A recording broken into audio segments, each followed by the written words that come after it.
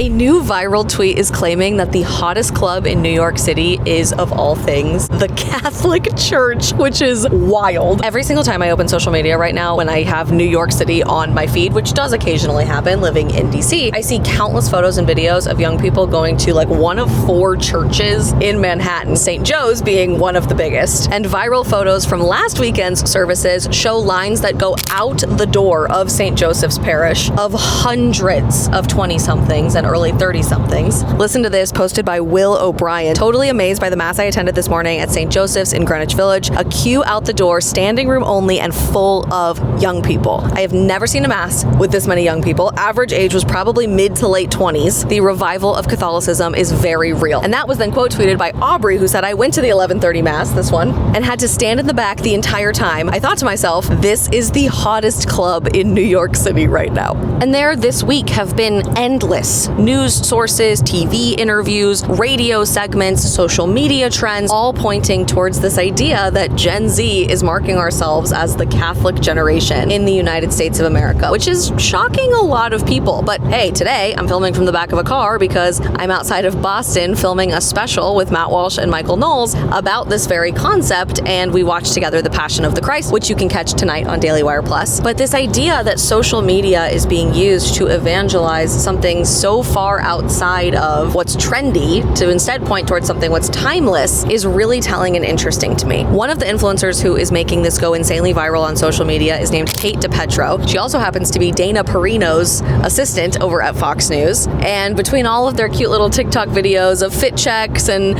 educating Dana Perino, former White House press secretary, now Fox anchor, on all of the Gen Z trends on the internet, Kate and her friends have banded together to start this new idea called Pizza to Pews, where they're throwing pizza parties for 20-somethings living in New York City as a sense of community and having a massive group of friends, a community to plug into before heading to church on Sunday evenings. Last weekend, almost 200 people showed up to their pizza party before church and then all went to mass together. I love this so much. Like, this is exactly what our generation has been missing deeply, truly, because we have become so isolated, ironically, through technology, which was meant to connect all of us, but instead has driven this digital wedge of a screen through our genuine, human, tangible interactions with one another. Kate posted this on her Instagram this week, and I love this so much.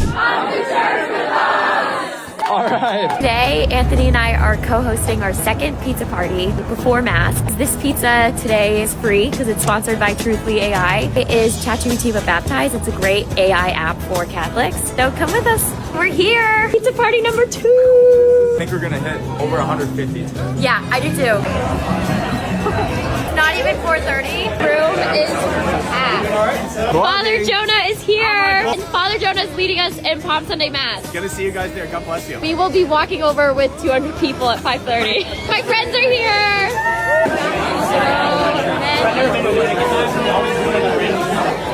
This is crazy. My name is Kate DiPietro. We have, I think, almost 200 people here, which is crazy. So thank you guys so much for coming. Ready? My favorite part. Concert's so good. Caroline, ba ba ba.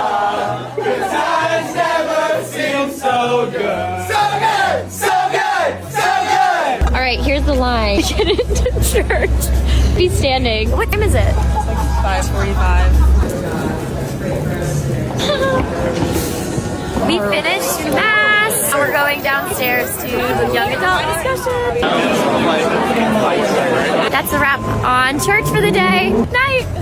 That's crazy. First of all, I could never have imagined in my wildest dreams, even 3 years ago, a pizza party before Catholic Mass attracting 200 people in the middle of New York City to all walk over to church together. But then to see after Mass that packed room for young adult discussion, this is such a major turning point happening in our culture right now. And it's one that's getting not enough coverage, although the media is starting to cover this a whole lot too. Just today, the New York Post ran a whole spread about Kate DiPietro and all of her friends that are working towards this revival and sense of community in Manhattan to promote the Catholic Church. They call her a PewTube star instead of a YouTube star, which is adorable. CBS Mornings recently had on Arthur Brooks this week, happiness expert, author. I absolutely love him. Content creator, Harvard professor, all of the good things. Mass, who has been going to daily Mass for the last 10 years, amazing, to talk about this revival happening with young people in particular. Our friends at EV Magazine ran the headline today, New York City's hottest club is Catholic Mass, and dioceses across the country are reporting record numbers of converts to the faith. In Washington, D.C., where I live right now, the Archdiocese is estimating that up to 1,700 people are joining the Catholic Church this weekend. Detroit also has over 1,000. There are many across the country with just staggering, unprecedented numbers, mostly of people in their 20s running home to the Catholic Church. And I think there's a lot of the so-called experts and demographic researchers who are really confused by why all of this is happening. There's been a massive trend toward godlessness and atheism and more secular culture throughout my entire lifetime. So why is this all happening right now? If the last week hasn't been enough evidence for all of you, I think it's because we're living in a culture where the darkness is so obvious before our very eyes. Evil is everywhere. Demons are getting very, very loud. And when we've reduced everything in our culture to a secular experience or interpretation, and maybe even more shockingly, a subjective experience or interpretation, that my truth can be different from your truth, that there is no sense of objective morality or right and wrong, that you can't even agree on the most fundamental truths of the universe, like what a woman is, people start asking all of the important questions of, who am I? Why am I here? What is life supposed to be about? If all of this is completely meaningless, then I don't know how I feel about that anymore. The other part of this pretty much nobody talks about is, I think, how much Gen Z loves to pray. Just the other day, the #1 app in the App Store was the world's largest prayer app, our friends at Hallow, and recentering our lives around our conversations with God instead of just doom scrolling on our phones has been completely transformational in this revival we're seeing with our generation. You guys may have been following along the last 40 days with Pray 40, Hallow's annual Lent challenge, which this year was so uniquely good, but they have a new prayer challenge that I will be participating in, and we want you guys to join us as well for our Easter prayer challenge, led by Lauren Daigle and Father John Burns. Together we can walk with the resurrected Christ in understanding what that means for us, and watch the story of Easter come alive in our own hearts, from Mary's tears at the cross to her awe and amazement at her son's tomb, to seeing the disciples' hearts on fire for the risen Lord. You'll get to see how real the resurrection still is today. Every day through imaginative prayer, we're stepping into understanding who the real resurrected Christ is through Hallow's Easter challenge, right when we need renewal, courage, and hope in our society more than ever before. He is risen come Sunday, and he's ready to rise in you too. I love Hallow, as you guys know. I actually host a young adults devotional on the platform if you haven't listened to that already, but there are thousands of other prayers, guided meditations, Gregorian chant music, podcast episodes, and so much more. You can check all of it out for 90 days free at hallow.com/Isabel. Again, that is 3 months free of everything they have to offer at hallow.com/Isabel. And when you start looking for the truth will ultimately reveal itself in the fullness of the source of truth, Jesus Christ, in the church that he established, that the gates of hell have not nor never will prevail against. I also think it's important to note that this is a Catholic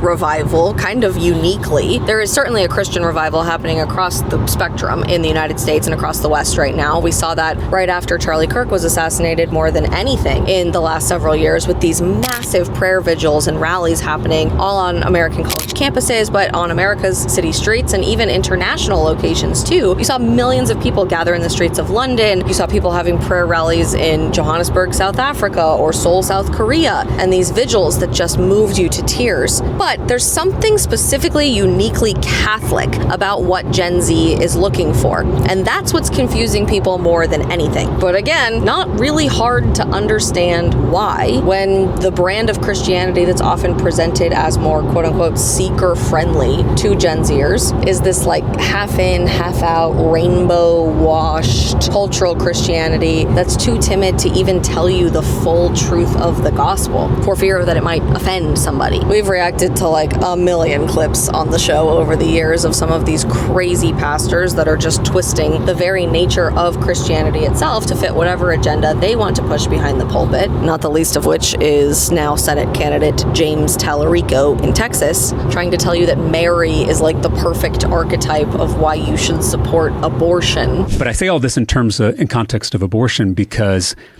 before God comes over Mary and we have the incarnation, God asks for Mary's consent, which is remarkable. I mean, go back and read this in Luke. I mean, the angel comes down and asks Mary if this is something she wants to do. And she says, if it is God's will, let it be done. Let it be. Let it happen. So to me, that is an affirmation in one of our most central stories that creation has to be done with consent. You cannot force someone to create. Creation is one of the most sacred acts that we engage in as human beings. But that has to be done with consent. It has to be done with freedom. And to me, that is absolutely consistent with the ministry and life and death of Jesus. And so that's how I come down on that side of the issue. I can't. Or maybe it's the Sparkle Creed being recited on Sunday mornings, churches giving out glitter ashes for Ash Wednesday, not to celebrate the beginning of Lent, but instead to celebrate pride, or even Ilhan Omar just getting up in a church behind the pulpit to spew all kinds of hatred against Charlie Kirk, because that's absolutely the appropriate venue at church. I do believe those of you who are interested in rewriting this hateful man's history are full of Thank you. Again, millions of examples of this every single day in our country and our culture right now. Perhaps most shockingly today for our friends across the pond in the UK, supposedly a Christian country in which the king is the head of the church. It's been announced that for the first time ever this year, the king will not be delivering an Easter message from Buckingham Palace as the head of the church. So when you have all of these examples of Christianity that can bend and twist and change and fundamentally rewrite itself based on whatever's politically convenient at the time, I think you're watching young people say, I want the real thing. I want the fullness of truth. I want something timeless, not trendy. I want something that has withstood the test of time and is exactly the same Christianity that was practiced by Jesus Christ himself when he established the church, and certainly the apostles as those tasked with establishing the institution. It's an absolutely incredible thing to ponder that while most of Christianity throughout my lifetime in America has done everything it can to be more seeker-friendly and to appeal to the world, you're watching young people living in the world, and a very broken world at that, want to sprint towards something that doesn't look like this world, that looks like the next one. And there is no better time to do that than during Holy Week. If you've never been to Catholic Mass before, I highly recommend that maybe you just ask a friend who is Catholic if you can tag along with them to Easter Mass this Sunday. And I know so many of you who watch the show, who watch my content, who I'm friends with in the creator world are joining the Catholic Church this year during the Easter Vigil on Saturday night. Know that me and my family are praying for you as you complete this incredible journey through OCIA, but more importantly, as you start this incredible journey of what your faith looks like for the rest of your life. Can't wait for you guys to see our special on the Passion of the Christ tonight on DailyWire Plus with me, Michael Knowles, and Matt Walsh. We ended up talking about Jim Carrey for several minutes. How that even happened, I don't know. Blame Michael. But even though it's an incredibly difficult film to watch, it's hard for us to wrap our heads around. Understanding the fullness of the Passion, which we'll talk a little bit about tomorrow on the show as well, is so important because it gives us the chance to truly connect with everything God took on behalf of the world for our salvation, and more personally, on behalf of you for your salvation. Join us tonight to watch the whole film if you haven't ever in your life. It's mandatory. If you want to keep watching the Isabel Brown Show, it's not an option for you. You have to go watch the film. And thank you guys for all of your continued support through one of the craziest weeks of my life. We'll see you tomorrow for Good Friday. God bless you guys. And please, someone in New York City, invite me to the hottest club in New York. I want to come to St. Joe's one of these weekends, okay?